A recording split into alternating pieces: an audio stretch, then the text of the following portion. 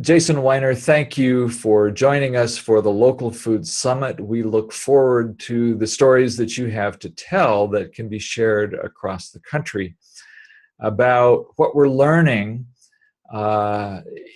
in terms of new ownership models, new business models that can make local food development viable and sustainable and regenerative as we go forward into the future. And before we get into the stories of all of that, I would love for you to just share with the audience a little bit about your own trajectory, how you got into this world of cooperative development.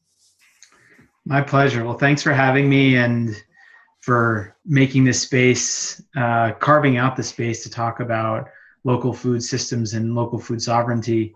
As I look back, the history of how I got involved in cooperatives, it was unforeseen.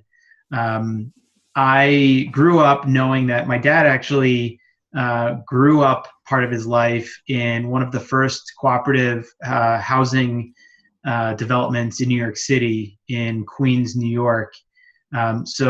He took over the co-op unit that he lived in as a child from my grandparents, and before buying his first house, sold it at cost. So essentially, there was no capital gains on the unit that they purchased. So grew up, with that kind of in our blood. I had no appreciation for what that meant. And then in college, I was in and around the co-housing scene. I didn't live in one, but I had a good number of friends who lived in co-op housing on campus, and again, developed an appreciation for the culture that was fostered inside of co-housing. My background is actually related, but not at all in cooperatives. It's in organized labor. I went into college to study the labor movement and labor organizing and labor law. I knew at a fairly young age, as a precocious verbal kid, that I'd probably end up going to law school, but had no idea what I wanted to do with that training. And sure enough, I went to law school and became a labor lawyer, mostly to advance the cause of the little guy. The kind of David and Goliath battle is something that I've just believed in deeply. Power imbalances seemed, particularly when not related to merit or ingrained differences, seemed really inequitable and unfair. And so just about any place I saw that power imbalance, I thought there was a cause to be fought. And organized labor at the time, in the late 90s, early 2000s, was waning. Reagan had done his job. He had dismantled the Air Traffic Controllers Union, had largely put kind of a death grip on private sector unionization.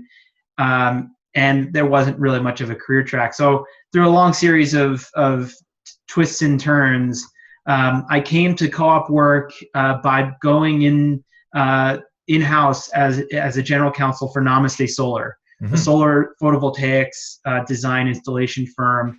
So I was their general counsel, and I was a famous firm at that. Famous firm at that. That's right. So I was their general counsel and a co-owner for 5.5 years. That's what brought me out to Boulder, Colorado, and that's what helped me develop the training and knowledge of the cooperative model, cooperative finance, business structures, and equitable and humane transactional work. So you actually helped them transition from being an employee-owned business to being a full-fledged cooperative. Is that That's right? That's right. Yeah, we're undergoing a major shift in the business in 2008, 2009, and it was clear that we needed to realign the capital structure with the governance structure, with the organizational structure and culture. And the way to do that became clear as we learned more about the cooperative model. And as the in-house attorney, I oversaw the transition through the legal steps, through development of new cultural practices, new organizational features, and shepherded a good deal of that process through the body of co-owners, through the board of directors, and different facets of the company, and we did that over the course of a year, and made that transition in 2010. And that was at the time one of the first widely known cooperative conversions. And little did I know at that time, or many, that it would become a robust practice to look at existing business operations and consider ways that they could be restructured to carry on the vision of its founding as a cooperative, as a new structure. So we're seeing a good deal of employee ownership conversions, as well as food producer and agricultural land conversion. So it's all part of the same mix of ingredients, thinking about a current cash flowing operation and what that could look like to continue under a new structure that gives it new life as a democracy, as a perpetual business operation for the benefit of its stakeholders. So tell us a little bit about how you made this transition from renewable energy to food and farming. It's really, they're really closely aligned. Both rely heavily on the weather, the ebb and flow of seasons, and both rely on public policy to a certain point to become viable, but not sufficiently protected to exist in the marketplace. And so both rely heavily on public policy, and both have undergone challenges as disruptors in the existing conventional economic norm. That is, solar comes along at a period in history when the fossil fuel industry is undergoing massive transformation, and now solar threatens to upend the fossil fuel generation business. Hallelujah. By the same token, more power to us. By the same token, new examples of food production and farmland ownership are necessary to solve for some really intractable problems that have plagued the last century of farming and food commoditization and food business homogenization. So in that respect, they're really kind of closely aligned. I made the transition because my personal passion includes but extends beyond renewable energy, and looks at the system of interdependence in our community and more broadly within our natural ecosystems. And what good is fighting for a renewable energy future if there's no food to sustain the leaders of the future? What good is fighting for local food if we're still fueling the farming system with fossil fuels, and we're electrifying our homes and businesses with dirty, extractive, mined resources? So it's all part of the same sustainability system. And I believe at my core that we can tweak things on the margin, we can adapt to new techniques and technology, but if we don't address underlying systems of ownership and extraction, capital extraction, we really haven't solved anything systemically. So my approach is to look at intractable social environmental problems and address them at their root cause, which is, at bottom, what are the ownership incentives leading the business solution or leading toward the business solution? And almost across the board, without exception, broad-based distributed community ownership of resources leads to better, more sustainable, viable outcomes. And it's my personal and professional mission to model the success of the business structure and to prove that a more sustainable, vibrant, healthy future is possible and is not as far off as we fear. And one of those intractable problems surfaced in Fort Collins. That's right. That's right. Could you tell us a little bit about that story? My pleasure. Well, this is, again, a microcosm of what's happening in industries and local economies around the country. There's a confluence of generations. There's a confluence of resource scarcity and demand that has created a social pressure that threatens the viability of local food system in Fort Collins. And that same problem is proving itself out in Boulder, in communities in upstate New York, in Vermont, California, anywhere that has undergone massive appreciation, inflation really, of land price, land Yes. value. Yes. So one dynamic at play is land prices have risen steadily over the last 30, 40, 50 years. And there are now many more competing uses for land than there were when family farming was at its peak.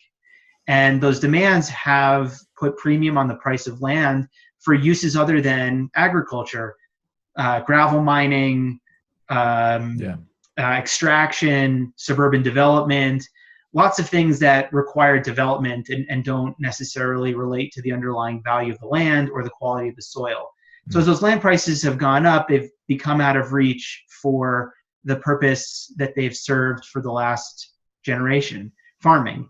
The other dynamic at play is that the average age of farmers in America is over 75, and there's an incredibly fear-inducing number of young farmers that are trying to get into the business to supply food for the future, and that number is fearfully small.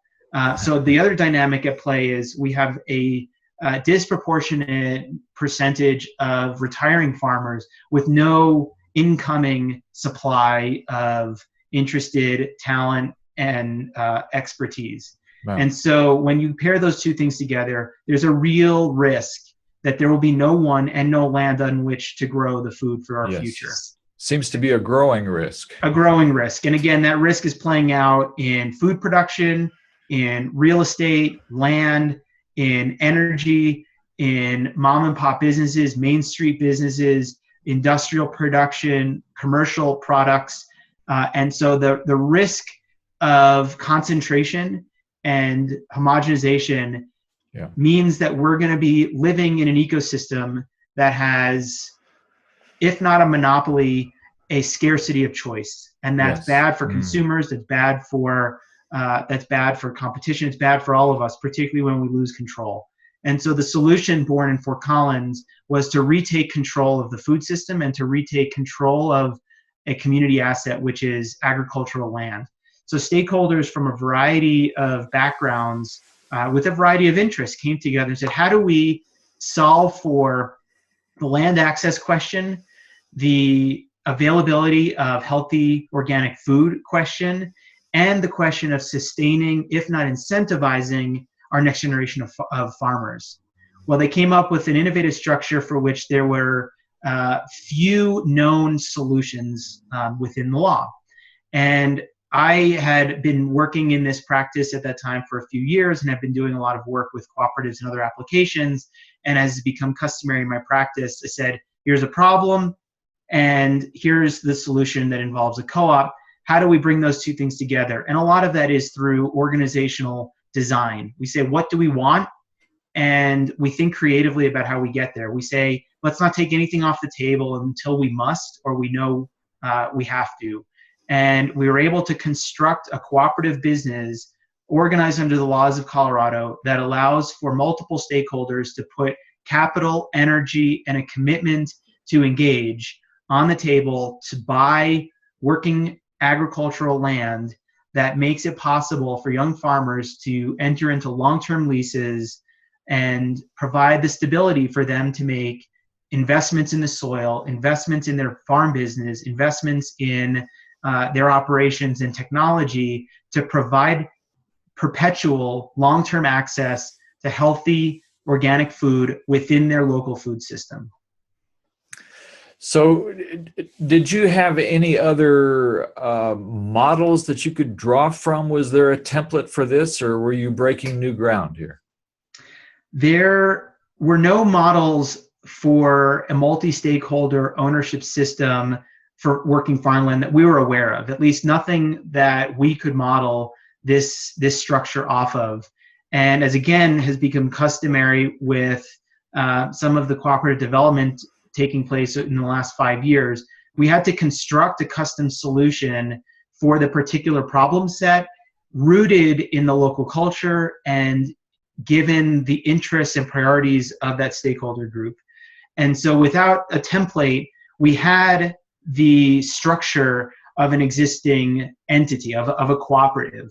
And it's a structure that's authorized and enabled by statute and we could create or manifest the design choices and cultural priorities of the stakeholders using an existing cooperative structure. But we came up with a custom blueprint for how to do that.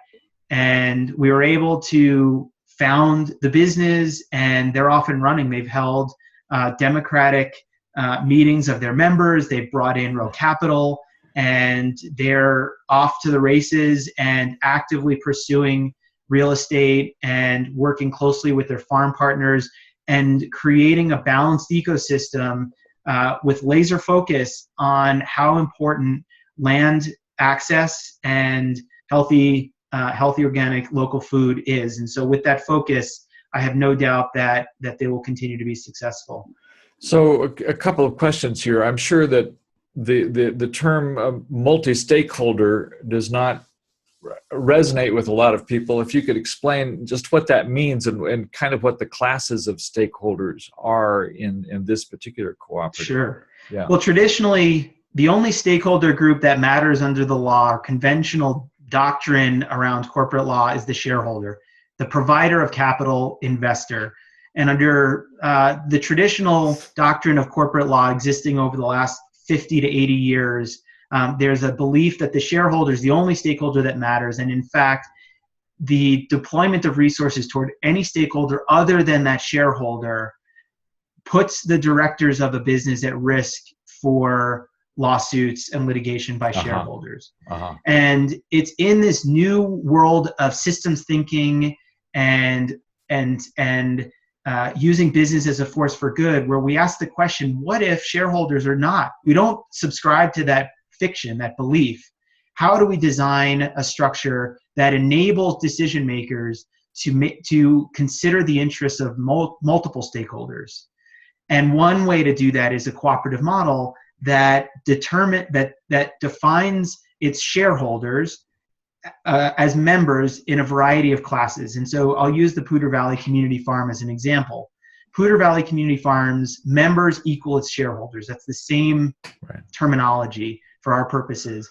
One class is comprised of households, consumers, those who are interested in purchasing local healthy food for the family. Consider that a consumer class like you or I shopping at REI. Another class is on the other side of the transaction is the farmer, the producer of the food. That is an uncommon combination for any business to say the two parties to the transaction co-own that transaction and the relationship.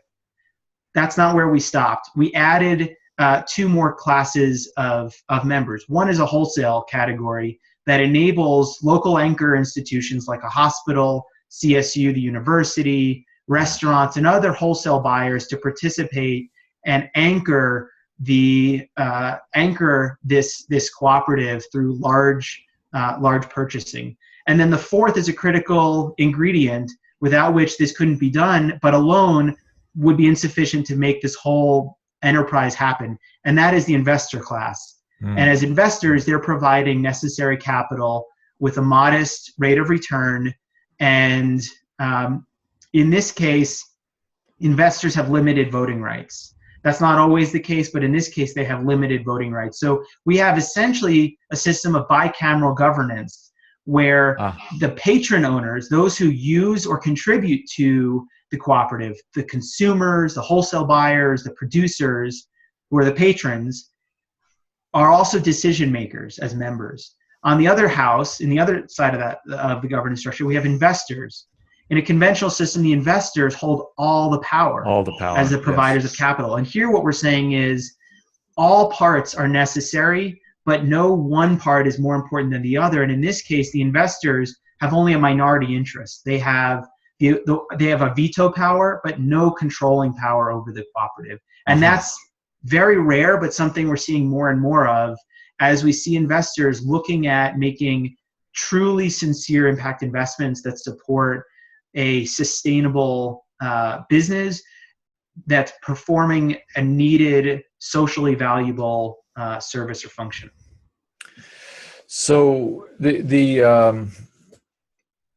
the lowest level class was what you called it? A household member. Household member, yes. So those are the people who are putting in $2,500 each. Is that right? Yeah, I believe that's the buy-in level. Okay.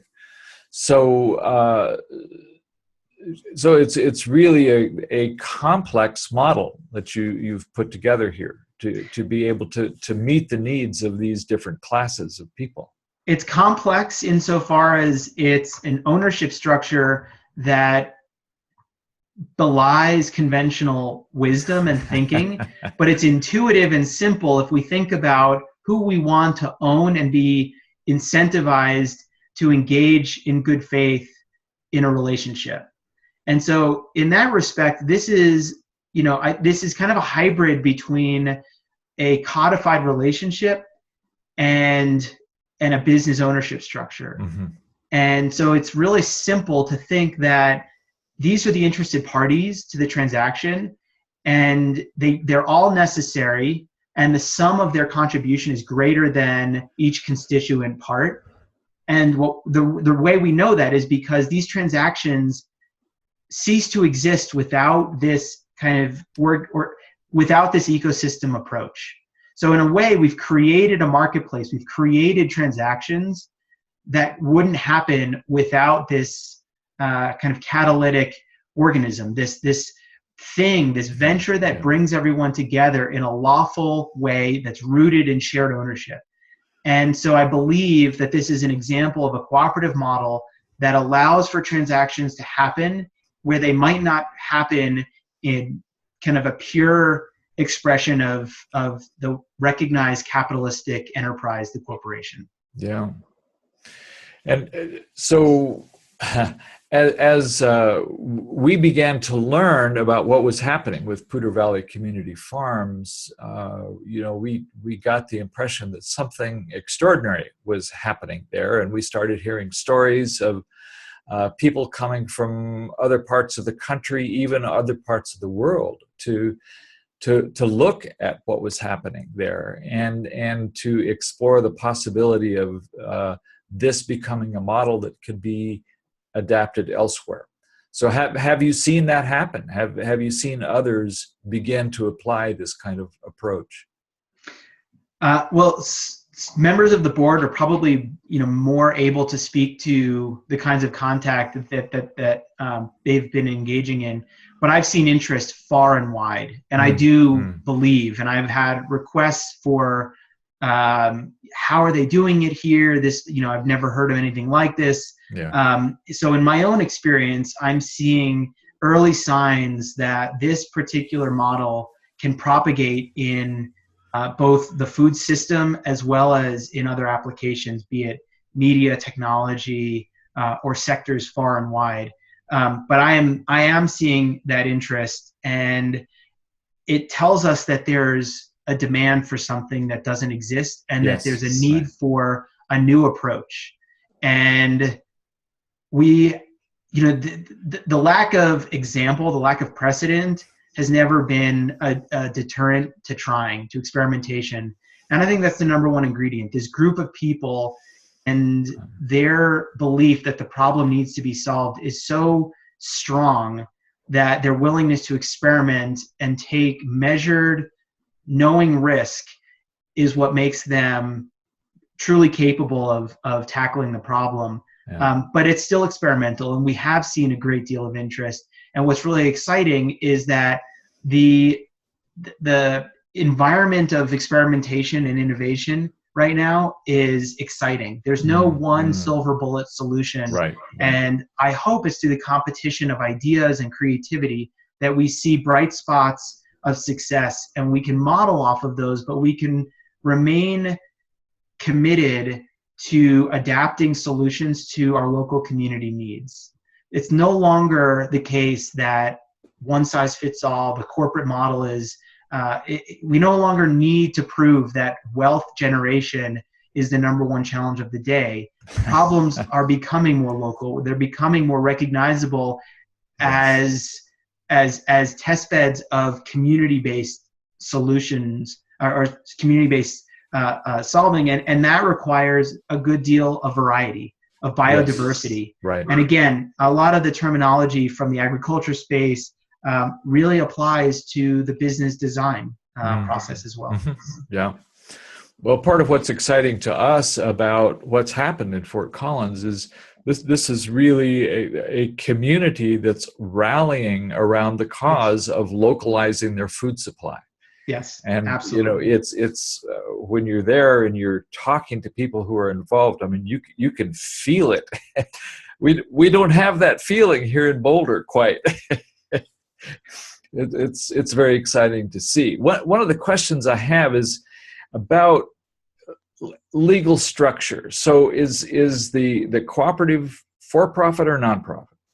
This is a common misconception about the cooperative model. In Colorado, there are 3 statutes governing cooperatives. It is a for-profit business structure. Okay. The difference is that profit is not the sole mandate of the business, because service to members is the #1 mandate for the business. And so if the members determine that profit maximization is their objective, then in fact, by definition, the cooperative pursuit of profit is its mission. But if members decide to pursue a social goal or a way of going about service or product development, that's in fact the mandate, the charge of the cooperative. But at its core, it is a for-profit business structure. So, trying to tease this out a little bit, what's the distinction then between a cooperative and an LLC? An LLC says nothing about how the business is owned, how it's governed. It's simply a vehicle for limited liability ownership by private parties, individuals, or entities. And it's a creature of contract, which means that the limited liability form is not provided and governed by statute like a corporate form is. It's governed by a contract, the operating agreement. Right. A cooperative can be either a corporate form or an unincorporated form. So it can look and exist either like a corporation or like an LLC, depending on which form one chooses. Depending on which form, it's either governed by the statute under which it's organized, and that would then translate into articles of incorporation and bylaws, or it's governed by its cooperative bylaws exclusively if it's an LLC form of a co-op. The cooperative structure is essentially about the substance of how the business runs and functions, and not about the form. So it's a substance over form business structure. A cooperative can exist as a corporation. It can exist as an LLC. Or in Colorado, we're fortunate to have 3 flexible, robust enabling statutes for statutory cooperatives, which predefine the parameters, protections, and principles of a cooperative. So is it possible, maybe this is a little off track, but I'm really curious, is it possible that some existing LLCs would do well to explore converting to being a cooperative? Yes, and what we see often, and I get this, I do a good deal of work, existing LLCs that are perhaps owned by a group of founders, maybe one or more of those founders is looking to exit the business or to retire, and there's a question of succession. And often it's not a matter of converting as much as democratizing the existing LLC. Because the LLC is a creature of contract and is quite flexible and adaptable, it's possible to imbue the existing LLC with cooperative principles and distributed broad-based ownership. And so that can be done by either, say, awarding equity to valued employees, or it can be by fully levelizing the ownership of the LLC among participating stakeholders, whether that's workers or multiple classes of owners. So you can recreate a cooperative using an existing LLC form. There are LLCs that choose to convert to cooperative forms. One of those is another client in the technology business, Dojo 4 in Boulder. Oh, yeah. They were a limited liability company founded by 2 individuals, And just 3 months ago, they finalized a conversion to become a cooperative under Colorado law, and they're now co-owned by their workers. And so there are a total of, I believe it's 6 co-owners of the business. Oh, that's really interesting. Yes. So, of course, we're really excited that this model has been percolating up in Fort Collins to solve this problem of access to land for farming for local food.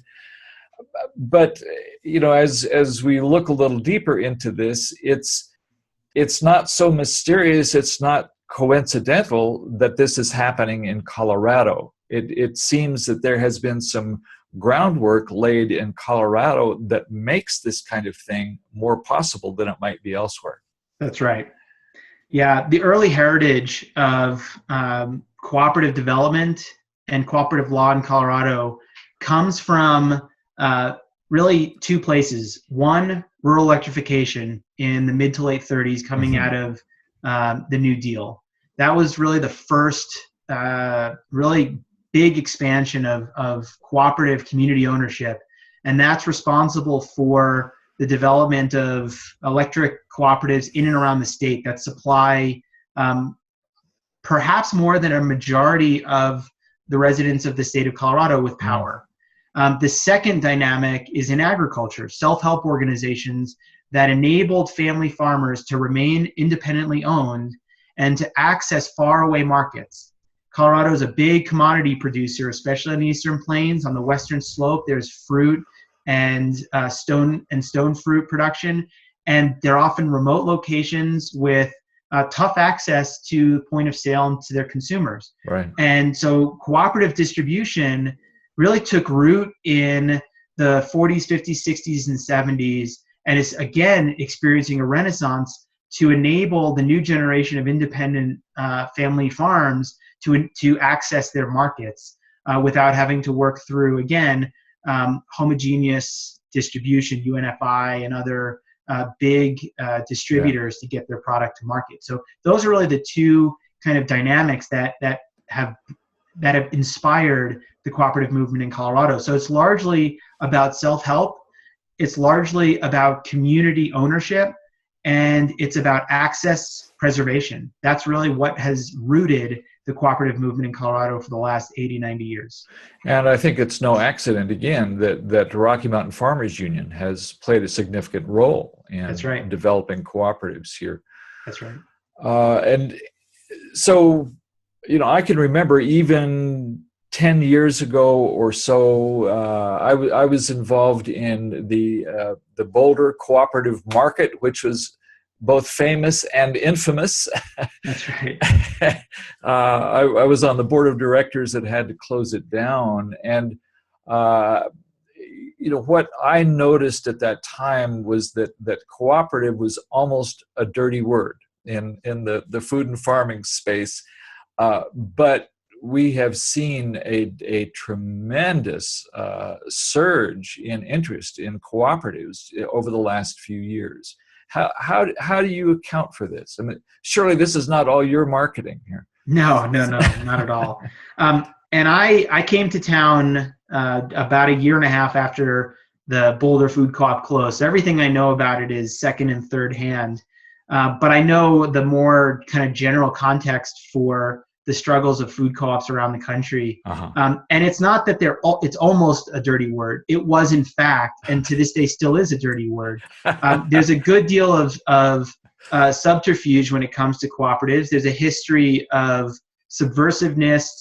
Many producer cooperatives shied away from any marketing that they were a cooperative because they were engaged in a form of commerce under the banner of a cooperative because of some regulation or power imbalance. Southern Black farmers, for instance, were only able to access consumer markets using a cooperative form. There were service and marketing cooperatives that enabled family farms to access the market for value-add products like citrus fruit and dairy farming. And they shied away from it because in the 80s and 90s, we had essentially another Red Scare going after communism in Russia. And so there's really no surprise that it became a dirty word. But what added to it, or certainly didn't help the mix, was a generation of training that I've heard and believe ill-served the food co-op space. There was a system called policy governance that had a lot of fairly untrained boards engage in management, active policy management of a food co-op. There was heavy reliance on member volunteerism, and there was really kind of an ill-constructed system of management to govern the various levels of decision-making that take place in a cooperative at scale. For better or for worse, there's been a wholesale rethinking of governance in the cooperative context. There's been a lot of development in management theory, in cultural development, in organizational development. And so I think a lot of the new cooperatives that have been spawned in the last 5 to 10 years are more open-minded when it comes to adapting what works from the conventional for-profit sector, looking at notions of integral theory and teal organizational design, empowered role-based decision-making, notions of holacracy and distributed empowerment. And we're seeing the confluence of cooperative ownership, democratic governance, and distributed authority converge within this crucible. And so we're seeing some truly innovative management practices and governance systems that are now taking shape within cooperative business models. So we're starting to see some really empowered, agile, lean management structures take shape that don't require, the days of endless member debates about whether to sell meat or whether it needs to come from a certain location, be geographically denominated, organic, non-organic. There are now systems of decision making that are empowered, close to where the decision is most impactful, and benefit from the wisdom of experience and a lot of theory development that's happened in the last 10 to 15 years. So we're rediscovering cooperatives, it seems. Yes. And underneath this, as we see what's happening in Fort Collins and some places elsewhere, it seems that the potential for rediscovering democracy is absolutely just over the horizon here.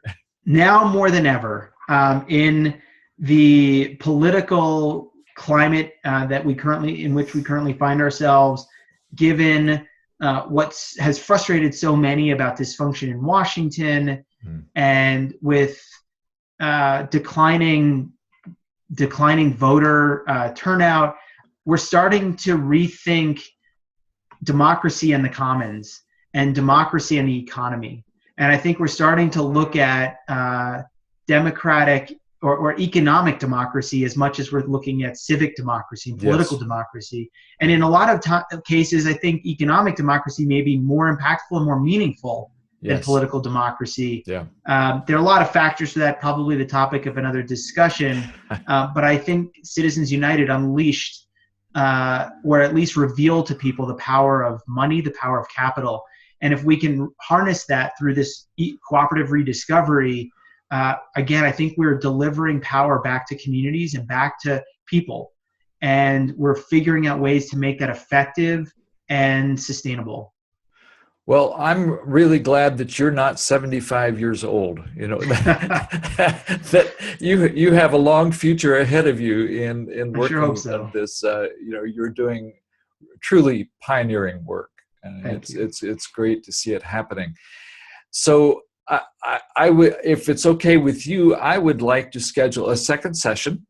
There's more to talk about. I think we could probably talk for days, but there is a new emerging farm cooperative that I'd like you to describe, and that will enable us to talk about some of the issues around localizing our food supply and ways forward.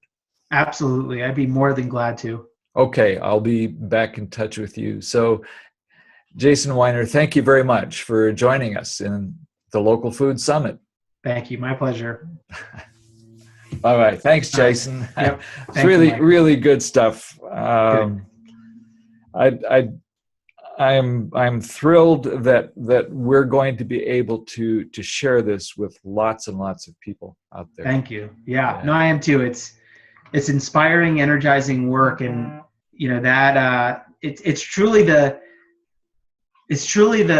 diversity of ideas and the rare places you find creativity that motivates me to make the solution more accessible. Because in a lot, I think I'm more of a lubricant than anything. The good ideas and the energy arise, and it's my job to give it life, or to help give it life. It's my job.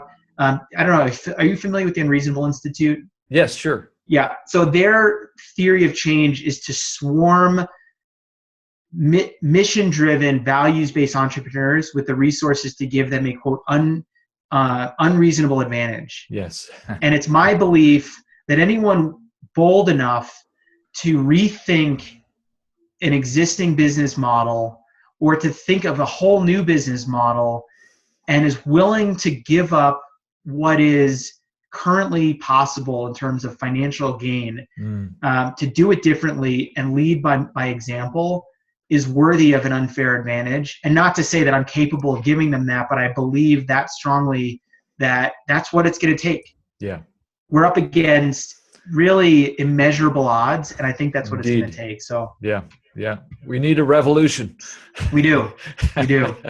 Okay, I'll be back in touch with you, and we'll set up a second session. Thank you, Michael. Sounds good. All right, thank you. Bye-bye. Bye.